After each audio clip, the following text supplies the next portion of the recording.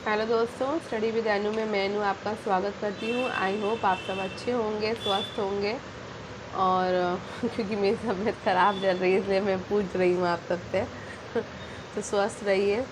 Exam pass है, मेरा तो बैंड बज चुकी है, लेकिन फिर भी कोशिश कर रही हूँ पढ़ने की और आप तक वीडियो भी पहुँचाने की। तो जैसे कि आपको एक सेकेंड जैसा कि आपको पता है कि ये आपके प्रैक्टिस सेट की क्लास है, जिसमें मैं घटना चक्र की आपको 2 सीरीज़ करा रही हूँ यूपी ट्रिपल एस सी पेट की, जिसमें आपके 10 प्रैक्टिस सेट है। उसमें हम 4 प्रैक्टिस सेट कंप्लीट कर चुके हैं। आज हम 5वां प्रैक्टिस सेट करने वाले हैं। ठीक है, तो आपने इससे पहले के प्रैक्टिस सेट नहीं देखे हैं तो आप वो देख सकते हो। ठीक है, स्टार्ट करने से पहले अगर आप मेरे चैनल यानी स्टडी विद अनु में नए हैं तो स्टडी विद अनु को सब्सक्राइब कर लीजिए और बेल आइकन को प्रेस कर लीजिए, ताकि मेरे द्वारा जितना भी कंटेंट आपको प्रोवाइड कराया जा रहा है वो सारा आपको ईजिली मिल सके। ठीक है, तो चलिए स्टार्ट करते हैं भाई। पहला क्वेश्चन है, शुतुरमुर्ग पुरापाषाण काल में भारत में पाए गए थे। शुतुरमुर्ग के अंडे के छिलके बड़ी मात्रा में पाए गए हैं। तो ये कहाँ पाए गए हैं? ये पाए गए हैं आपके पटना में। ठीक है, भगवान महावीर पटने में, अरे यहाँ मैं क्या लिख दिया, पटने में पाए गए हैं। तो भारत में शुतुरमुर्ग जो है वो पुरापाषाण काल में, देखा यहीं पे कंफ्यूजन हो गया मुझे, में पाए गए हैं। इनके अंडों के छिलके जो हैं वो बड़ी मात्रा में पटने से प्राप्त हुए हैं, जो कि कहाँ पर है? महाराष्ट्र में। ठीक है, तो पटना और पटने में मत कंफ्यूज होइएगा, जैसे मैंने जल्दबाजी में लगा दिया। ठीक है, ऐसे मत करिएगा। तो ये महाराष्ट्र में है, पटने। भगवान महावीर की शिक्षाओं के संकलन को क्या कहा जाता है? तो महावीर जी की जो शिक्षाएं हैं वो आप संकलित हैं अगम सूत्र में। किसमें संकलित है? अगम सूत्र में। ठीक है, नेक्स्ट, राजपूत वंश के संस्थापक थे। तो राष्ट्रकूट वंश के संस्थापक कौन थे? तो राष्ट्रकूट वंश के संस्थापक थे दंतीदुर्ग। कौन थे? दंतीदुर्ग। चंदावर का युद्ध किसके बीच में हुआ है? तो चंदावर का युद्ध जो हुआ था वो जयचंद और मोहम्मद गोरी के बीच में हुआ था। ठीक है, आगे बढ़ते हैं। दिल्ली सल्तनत प्रशासन के संदर्भ में राज्य पत्राचार विभाग को निम्न में से किस नाम से जाना जाता था? तो राज्य पत्राचार विभाग को दीवाने इंशा के नाम से जाना जाता था दिल्ली सल्तनत प्रशासन में। मोपला या मुस्लिम किसानों ने एक शक्तिशाली जमींदार विरोधी आंदोलन खड़ा किया, और वो आंदोलन किस राज्य में किया गया था? तो मोपला जो विद्रोह था वो आपका केरल में हुआ था। कहाँ हुआ था? केरल में। श्री नारायण धर्म परिपालन योगम की स्थापना कहाँ की गई है? तो ये स्थापना की गई है आपकी केरल में। भगत सिंह, सुखदेव और राजगुरु को फांसी 23 मार्च 1931 को दी गई थी। ठीक है, मोतीलाल नेहरू और CR दास ने किस आंदोलन में अपनी वकालत छोड़ दी थी? तो इन्होंने असहयोग आंदोलन के समय पर अपनी वकालत छोड़ दी थी। किस वर्ष में क्रिप्स मिशन ने भारत को स्वतंत्र उपनिवेश डोमिनियन स्टेट की पेशकश करी थी? तो ये 1942 में करी थी क्रिप्स मिशन ने। ठीक है, अब यहाँ पर चार्ट दिया हुआ है, थोड़ा सा आप यहाँ स्क्रीनशॉट ले लो। ठीक है, और ले लिया होगा आई होप। अब इसके बाद आपको स्क्रीनशॉट लेना है सारा। ठीक है, तो मैं थोड़ा सा स्लो एक, अरे अरे अरे अरे कहाँ से कहाँ चला गया ये सारा। तो मैं इसको ना थोड़ा सा छोटा कर देती हूँ और हम 4 प्रैक्टिस सेट पर पहुँच गए। देखिए ज़रा, ये होता है, स्मॉल कर देती हूँ ताकि आप इसका स्क्रीनशॉट 2 क्वेश्चंस का और इसका ऊपर का स्क्रीनशॉट ले लें। तो आपने स्क्रीनशॉट ले लीजिए और मैं आंसर बता देती हूँ। 11 का हो जाएगा आपका बी। ठीक है, आप सॉल्व करिएगा। 12 का आपका ऑप्शन हो जाएगा बी। ठीक है, ठीक है, स्क्रीनशॉट ले लिया होगा आपने। आगे बढ़ते हैं। 13, 14, 15 का भी स्क्रीनशॉट ले लीजिए। 13 का आंसर है आपका ए, 14 का आंसर है आपका सी और 15 का आंसर है आपका डी। ठीक है, फिर से बता देती हूँ। 13 का आंसर है आपका ए, 14 का आंसर है आपका सी, 15 का आंसर है आपका डी। ठीक है, अब आगे भी आपको इसका स्क्रीनशॉट ले लीजिए। 16 से 20 तक भी, तो आई होप आपने ले लिया होगा। आगे बढ़े तो यहाँ तक ये पूरा ले लो। ठीक है, थोड़ा सा बचा है। ठीक है, आगे आ जाते हैं। यहाँ से आप 16 से लेकर 19 तक का स्क्रीनशॉट ले लो। तो एक क्वेश्चन बचेगा खाली। 16 में आपका आंसर हो जाएगा बी, ठीक है। 17 का आपका आंसर हो जाएगा सी आंसर है, ठीक है। अरे यार पेन ना गड़बड़ चल जाता है। इसका आंसर हो जाएगा बी और इसका आंसर हो जाएगा आपका सी, ठीक है। 18 का आंसर आपका सी हो जाएगा। 19 आपका आंसर हो जाएगा ए। 20 का आपका आंसर हो जाएगा डी। ये अब आपको स्क्रीनशॉट ले लो, ठीक है। फिर 21 से फिर स्क्रीनशॉट लीजिए भाई, 21 से 23 तक ले लो। 21 का आंसर हो जाएगा आपका डी। 22 का आंसर हो जाएगा सी।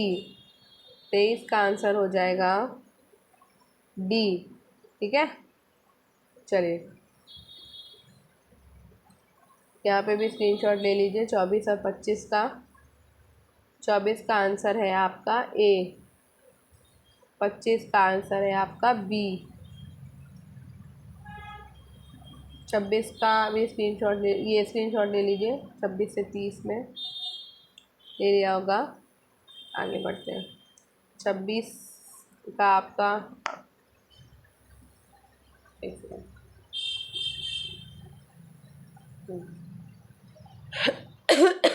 सॉरी।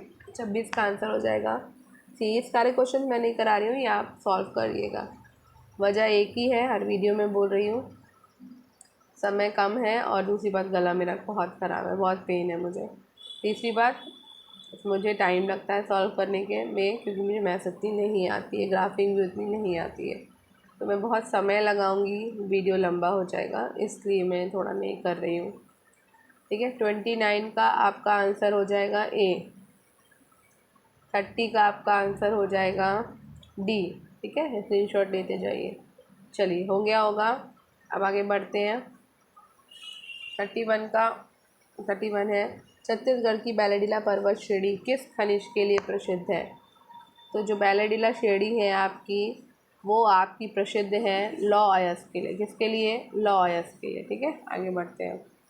32 कह रहा है कि निम्नलिखित में से कौन सा शहर झारखंड का सबसे ऊंचा शिखर है?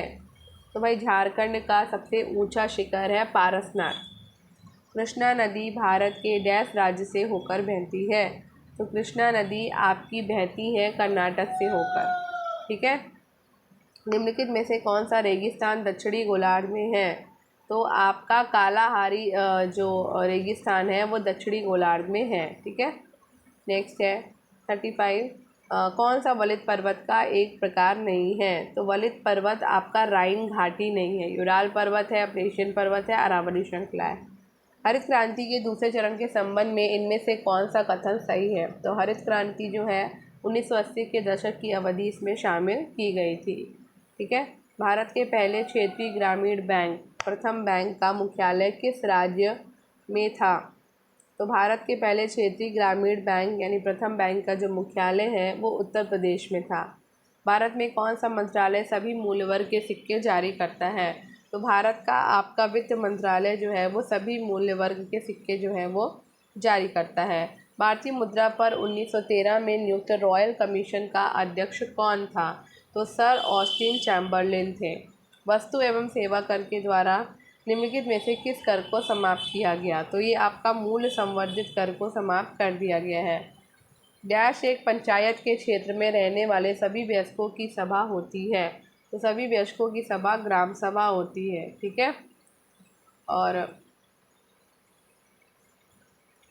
नेक्स्ट है, भारत के संविधान की व्याख्या करने की शक्ति किसके पास है? तो भाई भारत के संविधान की व्याख्या करने की जो शक्ति है वो आपकी सर्वोच्च न्यायालय और उच्च न्यायालय दोनों के पास है। भारतीय संविधान के राज्य के नीति निर्देशक तत्व किस देश से ग्रहित किए गए हैं? तो नीति निर्देशक तत्व हमारे लिए गए हैं आयरलैंड के संविधान से। संवैधानिक आपातकाल की उद्घोषणा को इसके जारी होने की तारीख से डैश के भीतर संसद के दोनों सदनों के द्वारा अनुमोदित किया जाना चाहिए। तो ये 1 महीने के अंदर जो है संसद के दोनों सदनों के द्वारा संवैधानिक आपातकाल की उद्घोषणा अनुमोदित की जानी चाहिए, ठीक है। नेक्स्ट क्वेश्चन है भारतीय संविधान का कौन सा अनुच्छेद महाराष्ट्र और गुजरात राज्यों के संदर्भ में विशेष उपवन से संबंधित है? तो ये है आपका अनुच्छेद 371। ठीक है। बल की दिशा में विस्थापन के साथ बल के गुणन द्वारा क्या निरूपित किया जाता है? तो कार्य निरूपित किया जाता है। संवेग नहीं, गलत हो गया, कार्य निरूपित किया जाता है। ठीक है। नेक्स्ट, दंत क्षय को कम करने के लिए टूथपेस्ट में क्या मिलाया जाता है? तो दंत क्षय को कम करने के लिए टूथपेस्ट में फ्लूराइड मिलाया जाता है। मेंडल को डैश के रूप में जाना जाता है? तो मेंडल को जेनेटिक्स के जनक के रूप में जाना जाता है। कौन सा प्रमुख कैंसर का प्रेरक कारक है? तो कैंसर का प्रेरक कारक है तंबाकू। सेब में मुख्य रूप से कौन सा पोषक तत्व उपस्थित होता है? तो सेब में आपका के पोषक तत्व जो है वो उपस्थित रहता है। भारत का पहला वर्टिकल लिफ्ट समुद्री पुल किस राज्य में बनाया गया है? तो ये बनाया गया है आपका तमिलनाडु में।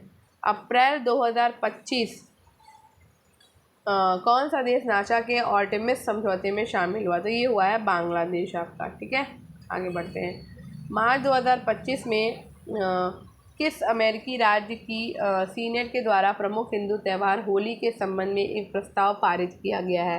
तो ये है टेक्सास के द्वारा।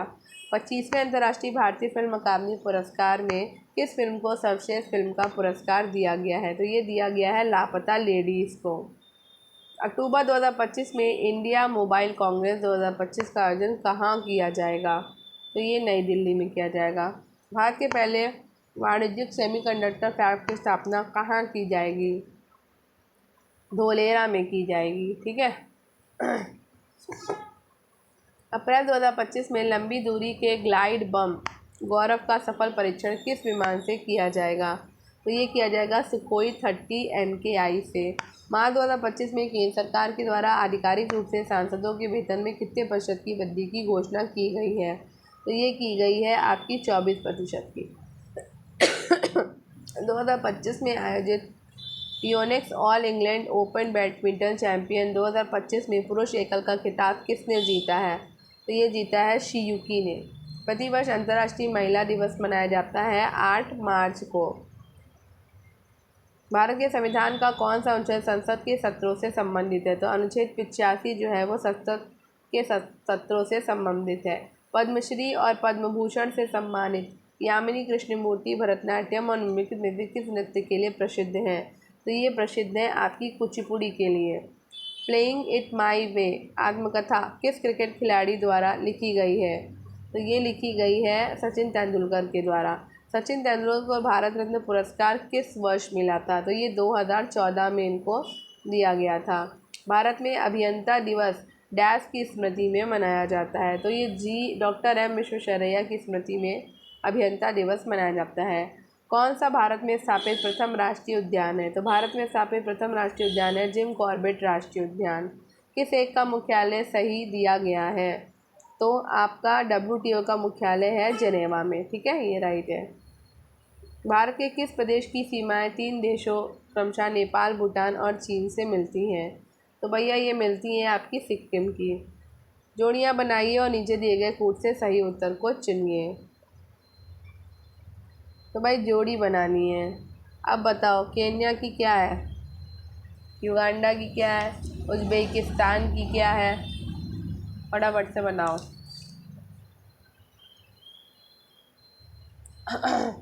तो भैया केन्या की है नैरोबी। ठीक है। युगांडा की है आपकी कंपाला, उज़्बेकिस्तान की है ताशकंद और यूक्रेन की है आपकी की। ठीक है, हो गया। आगे बढ़ते हैं। भारत में निम्नलिखित नगरों में से किसे गुलाबी नगरी कहते हैं? तो भैया जयपुर को गुलाबी नगरी कहा जाता है। ठीक है, आगे बढ़ते हैं। इतिहास के आरंभ के साथ ही भारत ने अपनी अंतहीन खोज शुरू की और न जाने कितनी ही सदियां इसकी मध्य सफलताओं से भरी हुई हैं। चाहे अच्छा वक्त हो या बुरा, भारत ने कभी इस खोज से अपनी दृष्टि नहीं हटाई और कभी भी अपने उन आदर्शों को नहीं भूला जिसने इसे शक्ति दी। आज हम दुर्भाग्य के एक युग का अंत कर रहे हैं और भारत पुनः खुद को खोज पा रहा है। आज हम जिस उपलब्धि का उत्सव मना रहे हैं वो महज एक कदम है नए अवसरों के खुलने का। इससे भी बड़ी उपलब्धियां हमारी प्रतीक्षा कर रही हैं। क्या हमने इतनी शक्ति और बुद्धिमत्ता है कि हम इस अवसर को समझें और भविष्य की चुनौती को स्वीकार करें? भविष्य में हमें विश्राम करना या चैन से नहीं बैठना है, बल्कि निरंतर प्रयास करना है ताकि उसे पूरा कर सकें। भारत की सेवा का अर्थ है लाखों करोड़ों पीड़ित लोगों की सेवा करना। सॉरी। इसका मतलब है गरीबी और अज्ञानता को मिटाना, बीमारी और अवसर की समानता को मिटाना। हमारी पीढ़ी के सबसे महान व्यक्ति की यही महत्वाकांक्षा रही है कि हर एक आंख से आंसू मिट जाए। शायद ये हमारे लिए संभव ना हो, पर जब तक लोगों की आंखों में आंसू हैं और वे पीड़ित हैं, तब तक हमारा काम खत्म नहीं होगा। और इसलिए हमें परिश्रम करना होगा, और कठिन परिश्रम करना होगा, ताकि हम अपने सपनों को साकार कर सकें। वे सपने भारत के लिए और साथ ही वे पूरे विश्व के लिए भी हैं। आज कोई खुद को बिल्कुल अलग नहीं सोच सकता, क्योंकि सभी राष्ट्र और लोग एक दूसरे से बड़ी निकटता से जुड़े हुए हैं। शांति को अविभाज्य कहा गया है, इसी तरह स्वतंत्रता भी अविभाज्य है, समृद्धि भी और विनाश भी। अब इस दुनिया को छोटे छोटे हिस्सों में नहीं बांटा जा सकता। भारतवर्ष की जनता से, जिसके हम प्रतिनिधि हैं, अपील ये करते हैं कि वे आस्था एवं विश्वास के साथ इस अभिप्राय से जुड़े हैं। अभी तुच्छ आलोचना, वैमनस्य अथवा दूसरों पर दोषारोपण का समय नहीं है। हमें स्वतंत्र भारत का महान निर्माण करना है, जहाँ उसके सारे बच्चे रह सके। आज नियत समय आ गया है, ऐसा दिन जिसे नियति ने तय किया था, और एक बार फिर वर्षों के संघर्ष के बाद भारत जागृत स्वतंत्र खड़ा है। कुछ हद तक अभी भी हमारा भूत हमसे चिपका हुआ है, और हम अक्सर जो वचन लेते हैं उसे निभाने से पहले बहुत कुछ करना है। और फिर भी निर्णायक बिंदु अतीत हो चुका, और हमारे लिए एक नया इतिहास आरंभ हो चुका है। एक ऐसा इतिहास जिसे हम गढ़ेंगे और जिसके बारे में लोग लिखेंगे कि हमारे लिए एक सौभाग्य का क्षण है। एक नए तारे का उदय हुआ, पूरब में स्वतंत्रता का सितारा, एक नई आशा का जन्म हुआ, एक दूरदर्शिता अस्तित्व में आई। काश ये तारा कभी अस्त ना हो और ये आशा कभी धूमिल ना हो। इस गद्यांश के अनुसार अपने सपनों को साकार करने के लिए हमें क्या करना होगा? तो हमें हर एक आँख से आंसू मिटानी होगी, और इस गद्यांश के अपने सपनों को साकार करने हेतु हमें कठिन परिश्रम करना होगा। ठीक है। और गद्यांश की पीढ़ी के सबसे महान व्यक्ति की क्या महत्वाकांक्षा रही है कि हर एक आँख से आंसू को मिटाना। ठीक है। भविष्य भारतवासियों के लिए भविष्य जो है भारतवासियों के लिए निरंतर प्रयास करने का है। भारत ने अपनी अंतहीन खोज के दौरान क्या विस्मृत नहीं किया? तो भारत ने अपनी अंतहीन खोज के दौरान अपने आदर्शों को कभी भी विस्मृत नहीं किया है। ठीक है। भारत की सेवा का तात्पर्य क्या नहीं है? तो भारत की सेवा का तात्पर्य अपने नेताओं की सेवा करना नहीं है। नेक्स्ट गद्यांश है, भारत भयंकर अंग्रेजी मोह की दुर्वस्था से गुजर रहा है। इस दुर्वस्था का एक भयानक दुष्परिणाम ये है कि भारतीय भाषाओं के समकालीन साहित्य पर उन लोगों की दृष्टि नहीं पड़ती जो विश्वविद्यालयों के प्रायः सर्वोत्तम छात्र थे और अब शासन तंत्र में ऊंचे ओहदों पर काम कर रहे हैं। इस दृष्टि से भारतीय भाषाओं के लेखक केवल यूरोपीय और अमेरिकी लेखकों से हीन नहीं है, बल्कि उनकी किस्मत मिस्र, म्यांमार, इंडोनेशिया, चीन और जापान के लेखकों की किस्मत से भी खराब है, क्योंकि इन सभी देशों के लेखकों की कृतियाँ वहाँ के अत्यंत सुशिक्षित लोग भी पढ़ते हैं। केवल हम ही हैं जिनकी पुस्तकों पर यहाँ के तथाकथित शिक्षित समुदाय की दृष्टि प्राय नहीं पड़ती। हमारा तथाकथित उच्च शिक्षित समुदाय जो कुछ पढ़ना चाहता है उसे अंग्रेजी में ही पढ़ लेता है। यहाँ तक कि उसकी कविता और उपन्यास पढ़ने की तृष्णा भी अंग्रेजी की कविता और उपन्यास पढ़कर ही समाप्त हो जाती है, और उसे ये जानने की इच्छा ही नहीं होती कि शरीर से वो जिस समाज का सदस्य है उसके मनोभाव उपन्यास और काव्य में किस अदा से व्यक्त हो रहे हैं। भारतीय लेखकों की किस्मत खराब है, क्योंकि वे अपनी बात भारतीय शिक्षित पाठकों तक पहुंचा नहीं पाते हैं। उपयुक्त शीर्षक दीजिए। तो यहाँ पे हम शीर्षक देंगे कि भारतीय शिक्षितों का अंग्रेजी मोह। भारतीय भाषाओं के लेखक अमेरिकी, यूरोपीय और चीन, म्यांमार, जापान के लेखकों से भी हीन है, क्योंकि भारतीय शिक्षितों का अंग्रेजी मोह से ग्रसित होना है ना। तो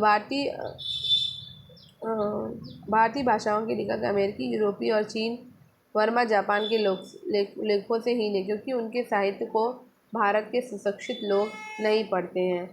भारत का सुशिक्षित समाज कौन सा साहित्य पढ़कर संतुष्ट हो जाता है? तो ये अंग्रेजी साहित्य पढ़कर जो है वो संतुष्ट हो जाता है। भारतीय भाषाओं के साहित्य के प्रति समाज के किस वर्ग में अरुचि की भावना है? तो उच्च वर्ग में जो है वो अरुचि की भावना है। 81 का आपका हो जाएगा ये आंसर, स्क्रीनशॉट ले लीजिए। ले लिया, आगे बढ़ते हैं। 82 का हो जाएगा आपका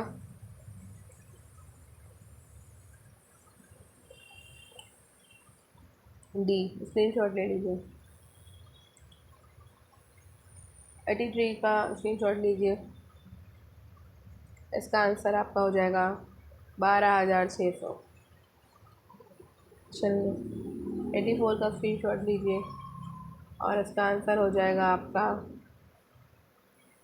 3520। ठीक है, आगे बढ़ते हैं।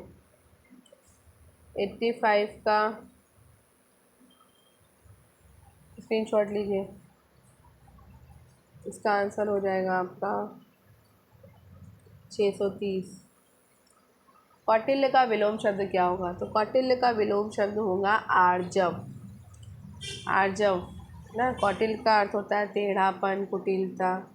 इसका आर्जव हो जाएगा, नहीं कि सीधा है ना। सही मुहावरा बताइए। मीठी मीठी बातों से लज्जित करना। तो मीठी मीठी बातों से लज्जित करने के लिए सही मुहावरा होगा कि मखमली जूते मारना।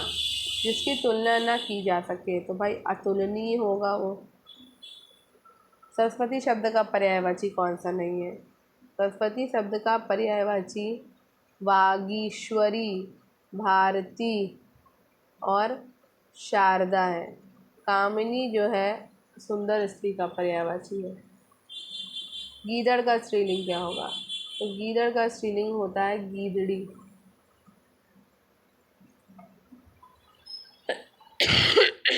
ठीक है।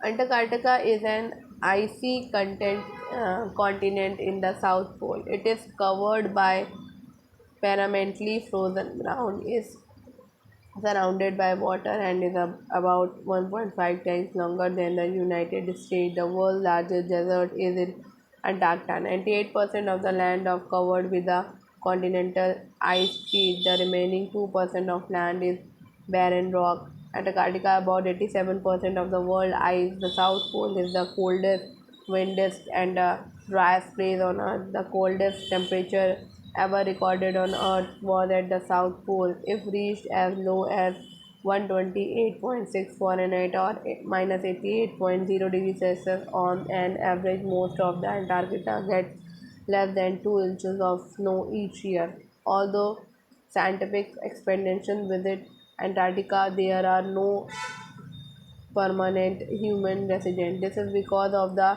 extreme weather, which includes freezing temperature, strong wind, and blizzard. There are about 4,000 seasonal visitors to Antarctica. Antarctica hasn't always been located at the South Pole. It has drifted like the other continents and has ranged from the equator during the Cambrian period, about 500 million years ago, to the South Pole. During the time of the dinosaurs, Antarctica was more temperature and housed dinosaurs and many other life forms. Now there is very little in indigenous life.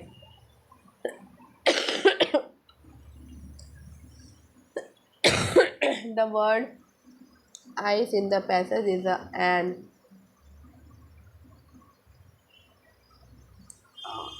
adjective. क्या होगा? Adjective. The word desert in the passage is a क्या हो जाएगा भाई? तो ये हो जाएगा noun.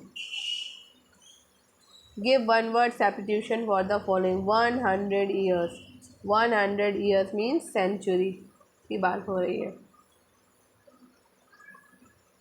94.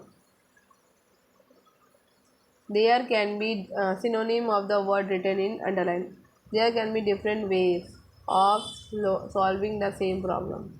तो यहाँ पर हो जाएगा आपका method.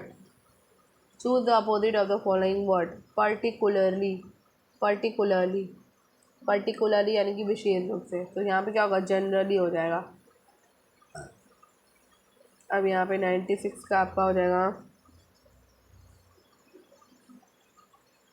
28। ठीक है, अब यहाँ पर हमें वेन डायग्राम बनाना है, इसको छोटा करो तब बना पाएंगे।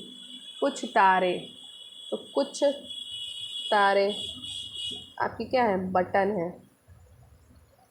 ठीक, कोई बटन क्लिप नहीं है, सभी बटन जो हैं वो रिबन है, तो सारे बटन आपके रिबन आ जाएंगे। कोई बटन क्लिप नहीं है, तो कोई बटन क्लिप नहीं है, ये अलग हो गया। तो कुछ तारे तो आपके रिबन हो जाएंगे, बिल्कुल हो जाएंगे।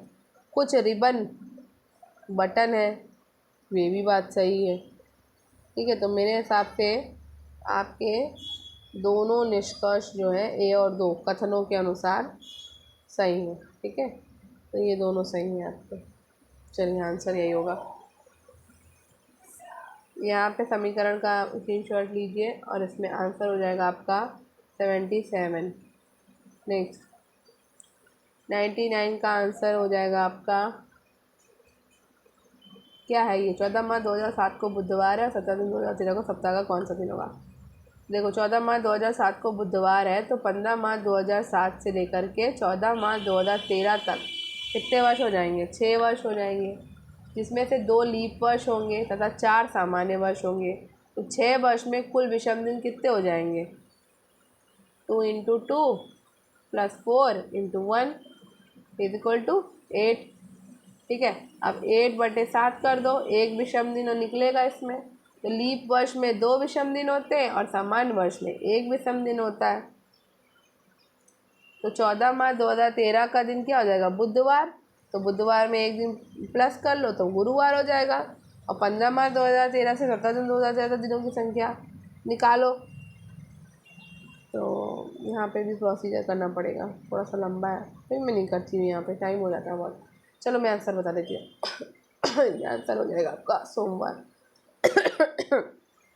चलो 100 नंबर क्वेश्चन कर लेते हैं भाई।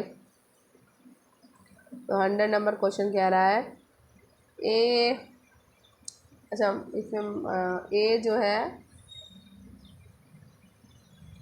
इसका मतलब है इसका, अच्छा तो हमें यहाँ पे निकालना है। तो एच में अगर प्रतिशत का मार्क है तो वो क्या हो जाएगा, ए बी की बेटी है, ए बी की बेटी। तो एच जो है वो आई की बेटी हो जाएगी।